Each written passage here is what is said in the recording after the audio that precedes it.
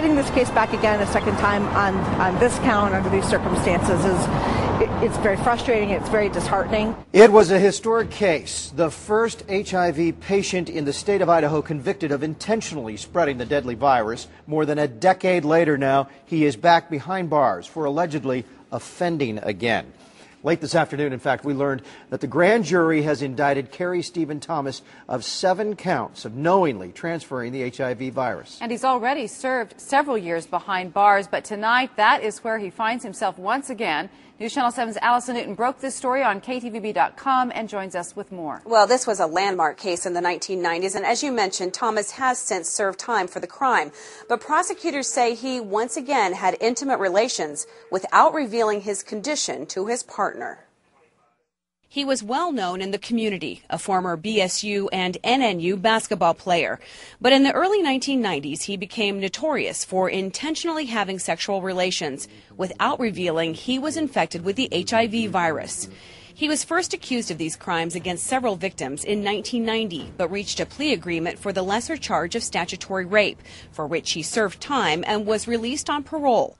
In 1996, he offended again and was convicted of purposely transferring the potentially fatal virus, a first-of-its-kind case in Idaho.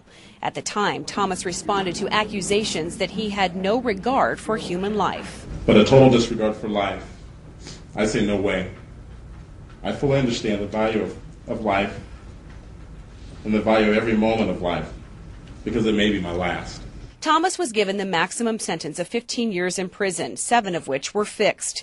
After serving his time, now 44-year-old Thomas is once again behind bars after a grand jury just indicted him on 7 counts of knowingly transferring the HIV virus. The jury recognized that Deputy Prosecutor Jean Fisher was in charge of this case in 1996 and will prosecute Thomas once again. She's convinced it will be the last time he'll be in court. Given his history, given his willingness to do this and to be so reckless, I think that one can only presume at this point that we will not see him out in the community ever again. It's just too much of a risk. Meanwhile, Fisher says the alleged victim has a long road of uncertainty ahead of her. HIV isn't something that just shows up within a day or within a couple of days of having necessarily come into contact with it. What is so difficult for her really is this waiting game. And so she is going to have to wait this out now for several months up to a year and have tests before she will know whether or not she contracted what could be a deadly disease for her. All 7 counts in this case pertain to that one victim, a woman with whom Thomas was having a relationship late last year. His previous conviction was in connection with a transgender male. Prosecutors do not know if that man or any other alleged victims actually contracted the virus.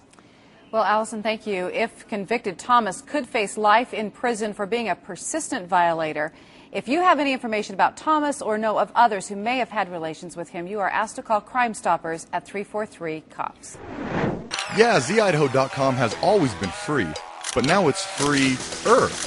Because now you can upload photos for the stuff you need to sell for free. Now, unlike paper classifieds, you can see exactly what you're buying because photos are free. Free photo classifieds on zidaho.com.